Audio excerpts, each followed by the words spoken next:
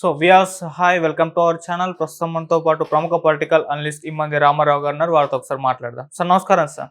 నమస్తే బాబు. సార్ జగన్మోహన్ రెడ్డి గారు వైసీపీలో ప్రక్షాళన మొదలుపెట్టడం మనం చూస్తున్నాం సార్. చాలా మంది ముఖ్య నేతలు ఉంటారు కదా, బాధ్యతలన్నింటినీ కూడా మార్పులు చేస్తున్నారు. వాటిపైన తాజా ఒకటి అప్డేట్ ఇచ్చారు సార్. దాంట్లో సజ్జల రామకృష్ణారెడ్డి గారిని అండ్ విజయసాయి రెడ్డి గారు, వైవి సుబ్బారెడ్డి గారు వీళ్ళ బాధ్యతలంతా కూడా తారుమారు చేసినట్టుగా కనిపిస్తుంది. అంటే సజ్జల గారి అన్నీ చూసుకునేవారు, జగన్మోహన్ రెడ్డి గారిని ఎవరు కలవాలనుకున్నా కూడా ఆయన దగ్గరికే వెళ్ళేవారు. ఈ విధంగా ఉండేది కదా సార్. ఇప్పుడు అదంతా కూడా మార్చేస్తారంటే ఇప్పుడు ఆయనకు షాక్ ఇచ్చినట్టే ఉందంట. మరి ఈ ప్రక్షాళన ఏదైతే ఉందో ఇది వర్కౌట్ అవుతుందా? ఇంతకీ ముఖ్య నేతల బాధ్యతలను ఏ విధంగా సరి చేశారు సార్? దీన్ని ప్రక్షాళన అని నేను అన్నం అర్థమైందా? పిచ్చివాడి స్వర్గం అంటాను. ఎవరు పిచ్చివాడి స్వర్గం?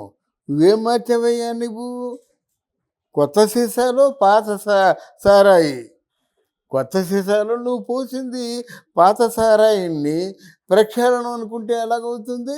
అదే సజ్జల, అదే వైవి సుబ్బారెడ్డి, అదే డివి సుబ్బారెడ్డి, వీళ్ళందరూ అదే మనుషులు కదా. మరి ఎవరిని మార్చావు? వీళ్ళందరూ పాత దొంగలో లేకపోతే పాత మహనీయులు, అది నీకు తెలిసిన వాళ్ళు, నువ్వు చెప్పుకోవాలి. కనుక నువ్వేం మార్చలేదు, నువ్వు మార్చాను అనుకొని పొరపాటు పడుతున్నావు. ఇప్పుడు సజ్జలకి పార్టీలో పట్టు లేకుండా ఉంటుందా?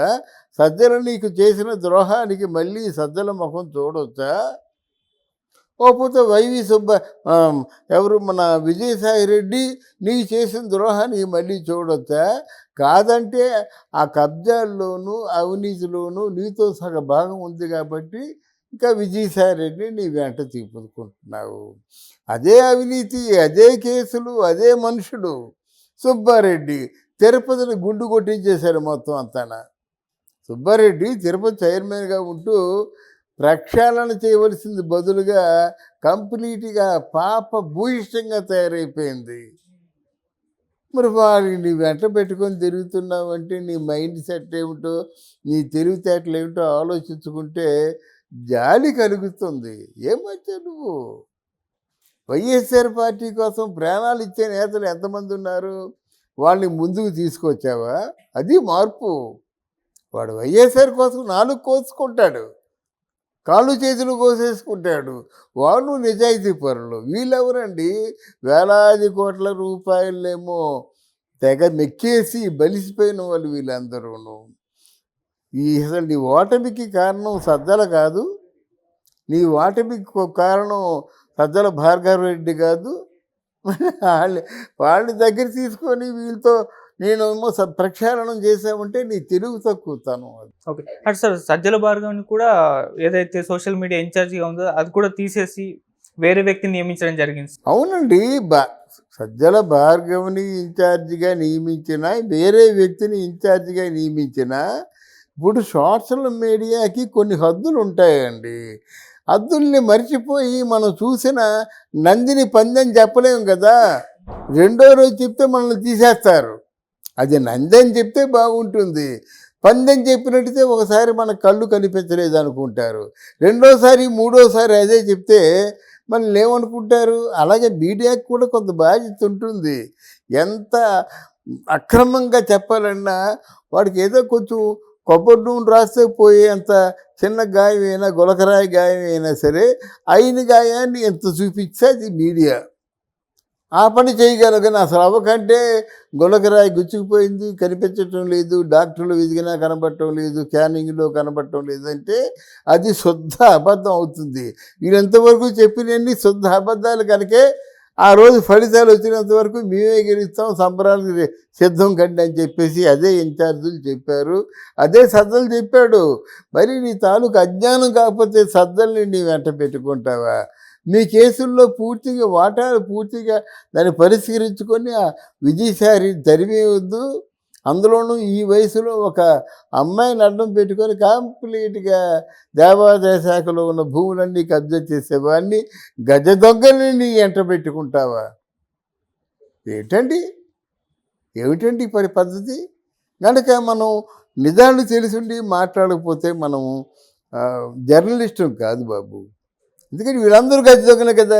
సజ్జల గజ దొంగ, విజయసాయి రెడ్డి గజ దొంగ, సుబ్బారెడ్డి గజ దొంగ. ఎవరు కాదు ఇందులో? వీరు నీ ఫ్రెష్నెస్ ఏం తెచ్చుకుంటా, నువ్వు గోరంతలు కొండంతలు చూపిస్తావు. మీ వాళ్ళ చేత మీ వాళ్ళని పొడిపించేసి టీడీపీ వాళ్ళు హత్య చేశారని ప్రచారం చేస్తావు. మరి మీడియా ఉన్నప్పుడు అదే స్పీడ్తో మళ్ళీ రివర్స్లో ప్రచారం కూడా వస్తుంది కదా. ఆ దృష్టిలో లేకుంటే నీ అంతటి నువ్వేదో అనుకోవడం, దాన్ని ప్రచారం చేయించుకుంటే ఎలాగవుతుందమ్మా. కనుక జగన్మోహన్ రెడ్డి చేసింది పిచ్చి చేష్టలు మాట్లాడు. అది అనుకో, రేపు పొద్దున మార్చుకోవాలి, తప్పదు. అంటే ఇంకా మించిపోలేదు కదా, టూ ఎర్లీ అండి. ఒక 6 మాసాలు ఆగితే దేని మీదైనా సరే నువ్వు దృష్టి పెట్టవచ్చు.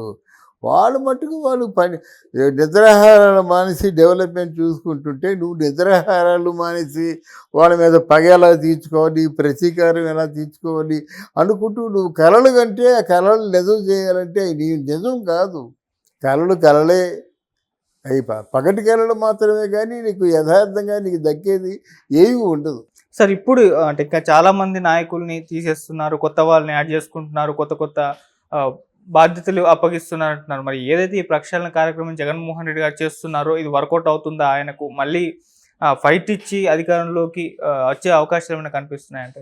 జగన్మోహన్ రెడ్డి వచ్చే 29లో ఎట్టి పరిస్థితుల్లో కూడా అధికారంలోకి రాడు. ఒకటి, ఆయన వెంట ఉన్న వాళ్ళందరూ గజ దొంగలు తప్ప మామూలు వాళ్ళు ఎవరు ఉండరు. ఇప్పుడు ఉన్న సజ్జల కానీ, విజయసాయిరెడ్డి కానీ, సుబ్బారెడ్డి కానీ, ఇంక రోజా కానీ, అనిల్ కుమార్ కానీ, అంబటి కానీ, పేరు నాని కానీ, వీరందరూ కూడా పేరు మోసిన గజ దొంగలు. మాటల్లో అన్నీ అబద్ధాలే. మొత్తం ఆ స్పీచెస్ చూసుకుంటే ఒక స్పీచ్లో 10 అబద్ధాలు ఉంటాయి. ఆ అబద్ధాలని నిజంగా డ్రమటైజ్గా చెప్తాడు అంబటి రాంబాబు. అర్థమైందా? అబద్ధాలని మరి కొంచెం తోడు వేసి చెప్తాడు పేరుని నానివి. వీడికి ఏమీ లేదు, అబద్ధాలని బూతుల్లో ముంచి వీడికి చెదరగొడుతుంటాడు. ఈయనెవరు, మన కొడాలి నాని. రోజా రాని ఉందంటే ఎక్కడుందో తెలీదు, మళ్ళీ రాదు, వస్తే కొట్టేస్తారు. ఇప్పుడు తమిళనాడులో ఉన్న కొడతారు, ఎక్కడున్నా కొడతారన్నమాట. రెంటా చెడ్డ రేవడ అయిపోయింది ఆవిడ. మరి ఇంకెవరున్నారు నీ వెంట? ఎవరున్నారు? డబ్బులు ఇస్తారంటే వస్తారా? 100 కోట్లు ఇస్తారంటే వచ్చేవాళ్ళు ఎవరో వస్తారు. నువ్వు కుయ్యమని నువ్వు ఏ కోతలు కుయ్యమంటావో ఆ కోతలకు వస్తారు, 4 దెబ్బలు తింటారు.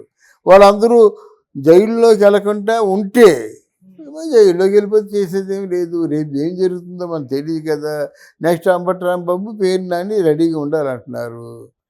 విడుదల రజని కూడా అందరికంటే తక్కువ తప్పులు చేసింది విడుదల రజని, స్కాములు చేసింది. అంటే నోరు పారేసుకోలేదు కనుక ఆవిడ వదిలిపెడతారేమో అనుకున్నా, ఆవిడ కూడా వెళ్ళిపోతుంది. ఎవరు నిలబడుతున్నారు?